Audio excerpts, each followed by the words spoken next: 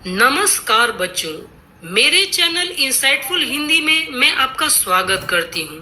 आज मैं कक्षा 7वीं की पाठ्य पुस्तिका मल्हार का छठा पाठ गिरिधर कविराय की कुंडलिया पाठ की चर्चा करूंगी। 18वीं सदी में जन्मे श्री गिरिधर कविराय को उनकी लोक प्रचलित कुंडलियों के लिए आज भी याद किया जाता है। उनकी रचनाओं में बहुत से ऐसे नीतिपरक पद मिलते हैं जिन्हें अक्सर कहावत के रूप में सुना जाता है, जैसे बिना विचारे जो करे, बीती ताही बिसारी दे, आगे की सुधि लेई। इन्होंने अपनी रचनाओं में लोक नीति और घर गृहस्थी की बातों को सीधे और सरल तरीके से व्यक्त किया है। कुंडलिया कुंडलिया एक प्रकार की कविता होती है जिसमें 6 पंक्तियां होती हैं। इसमें एक खास बात यह है कि इसका पहला शब्द या शब्द समूह कविता के अंत में दोबारा आता है। इसमें शब्द या वाक्यांश को बार बार प्रयोग करके एक चक्र या कुंडल बन जाता है, जिससे कविता में एक विशेष अर्थ और भावना प्रकट होती है।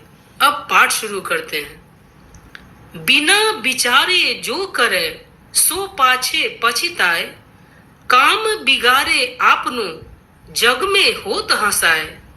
कवि गिरधर कविराय कहते हैं कि जो व्यक्ति बिना सोचे समझे कोई भी कार्य करता है, बिना विचारे, बिना सोच विचार किए वो कोई कार्य करता है, सो पाछे पछिताए। पाछे मतलब बाद में, पछिताए मतलब पछताना। उसे बाद में पछताना पड़ता है, उसे अफसोस होता है। बिना विचारे काम करके व्यक्ति अपने काम को बिगाड़ लेता है। फिर जब काम बिगड़ जाता है तो क्या होता है? जग में होत हंसाए, लोग उस पर हंसते हैं, दुनिया में उसका मजाक उड़ाया जाता है। फिर आगे इसी बात को और गहराई से बताते हैं, कहते हैं जग में होत हंसाए, चित्त में चैन न पावे। कवि कहते हैं जब काम बिगड़ जाता है, काम क्यों बिगड़ा? क्योंकि बिना विचारे उसने काम किया। तो जो व्यक्ति बिना विचारे काम करता है उसका काम बिगड़ जाता है, लोग उन पर हंसने लगते हैं, उनकी हंसी उड़ाई जाती है। तब ऐसे में व्यक्ति के मन का चैन चला जाता है, चित्त में चैन न पावे, मतलब मन का चैन चला जाता है, उसका मन बेचैन रहता है। ऐसी स्थिति में उसे क्या होता है? खान पान सम्मान राग रंग मन ही न भावे, मतलब उसे खान पान, सम्मान, राग रंग मतलब मनोरंजन कुछ भी उसको नहीं भाता, मन ही न भावे। बिना विचारे काम करने के कारण उसका पूरा जीवन दुखी और बेचैन हो जाता है। फिर परिणाम यह होता है, आगे कवि कहते हैं कह गिरधर कविराय दुख कछु टरत न टारे, खटकत है जिय माही कियो जो बिना विचारे। गिरधर कविराय कहते हैं जो बिना सोचे समझे काम करता है उसे जो दुख उसे होता है वह जल्दी खत्म नहीं होता है, खटकता रहता है। खटकत है जिय, जिय मतलब मन, मन में यह बात उसे खटकती रहती है, मन कचोटता रहता है, उसे हमेशा अफसोस रहता है, वह अंदर ही अंदर परेशान रहता है। इसीलिए हमें कार्य को करने से पहले भली भांति मतलब अच्छी तरह से सोच विचार करना चाहिए, उसके बाद कार्य करना चाहिए। इस पूरे कुंडलिया का भाव यह है कि हमें कोई भी कार्य बिना सोच विचार के नहीं करना चाहिए, क्योंकि ऐसे कार्य का परिणाम अच्छा नहीं होता है। दूसरी कुंडलिया बीती ताही बिसारी दे, आगे की सुधि ले।